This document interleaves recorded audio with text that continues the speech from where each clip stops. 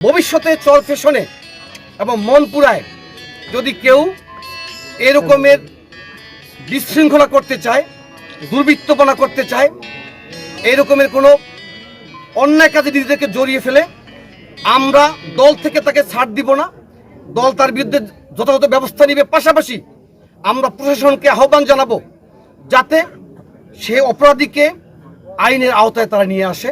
শুধু আলামিন নয়, আলামিনের মতো চর ফ্যাশনে বা মনপুরায় কিংবা ভোলা জেলায় কিংবা সারা বাংলাদেশে বিএনপি কোনো নেতাকর্মী যদি কোনো অন্যায় কাজে জড়িয়ে পড়ে, কোনো হত্যাকাণ্ডের সাথে জড়িয়ে পড়ে, দখলদারির সাথে জড়িয়ে পড়ে, দুর্বৃত্তপনার সাথে জড়িয়ে পড়ে, তাহলে তাকে ছাড় দেওয়ার কোনো সুযোগ নেই। আমাদের কাজ হচ্ছে দল থেকে তাকে শাস্তি দেওয়া, তারপর প্রশাসনের কাজ হচ্ছে তাকে শাস্তির আওতায় আনা, তাকে গ্রেপ্তার করা এবং আইনি প্রক্রিয়ার মধ্য দিয়ে তার সর্বশেষ বিচার নিশ্চিত করা। তো আমরা চাই আগামী দিনে আলামিনের মতো কেউ যাতে এরকমের কোনো অন্যায় কাজে নিজেকে আর না জড়ায়।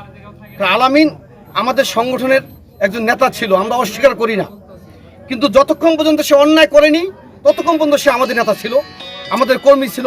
কেউ আমাদের স্বজন হিসাবে আমরা তাদেরকে পরিচয় দিব, আত্মীয় হিসাবে পরিচয় দিব, প্রতিবেশী হিসাবে পরিচয় দিব, কিন্তু যখনই সে অন্যায় করবে তাকে কিন্তু দল ওন করবে না। এবং ভবিষ্যতে চর ফ্যাশনে এবং মনপুরায় যদি কেউ এরকমের বিশৃঙ্খলা করতে চায়, দুর্বৃত্তপনা করতে চায়, এরকমের কোনো অন্যায় কাজে নিজেদেরকে জড়িয়ে ফেলে, আমরা দল থেকে তাকে ছাড় দিব না।